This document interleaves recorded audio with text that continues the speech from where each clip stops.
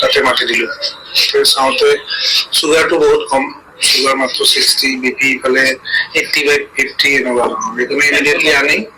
admit কৰিলো আৰু এতিয়া 3 মাহ এনেকুৱা সময়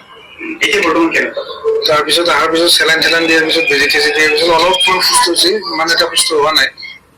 টাইম লাগিব অলপ সময় লাগিব মানে এডমিট হৈ থাকিব লাগিব কেবিনত আছে কিমানজন চিকিৎসকে তেওঁক চোৱা চিতা কৰি আছে মোৰ আণ্ডাৰতে এডমিট কৰিলো কিন্তু তেওঁ একচুৱেলি যোৱা 3 ৰাতি টোপনি হোৱা নাই আৰু খোৱা বোৱাটো একদমেই নাই ডিহাইড্ৰেশ্যন হৈ আছে খোৱা বোৱা নকৰাৰ কাৰণে ৱেইট লছ হৈছে সেইকাৰণে মেডিচিন ডিপাৰ্টমেণ্ট তাৰপিছত আপোনাৰ আমাৰ দীপেশ ভাগৱতী ছাৰে চাই থাকে তেওঁক চাইকলজিকেল কাউন্সিলিং এটা দি আছো 2-3 দিনত অকণমান সুস্থ হ'ব লাগে চাওঁ আৰু আগৰ পৰাই বেমাৰ মানে আমি দেখিছো আগৰ পৰা নহয় এই লাষ্ট 6 মান্থছ মানৰ পৰা বেছি হৈছে দাদা নোহোৱাৰ পৰা আৰু তাৰপিছত আমি দেখিছো বৌয়ে বহুত দিন চেলাইন লৈ আছে বা কিবা তেনেকুৱা মাজতে আৰু এদিন এনেকুৱা হৈছিলে 1 মাহ মান হ'ল নেকি আকৌ চেলাইন ল'ব লগা হৈছে জিৰণিৰ প্ৰয়োজন আছে আৰু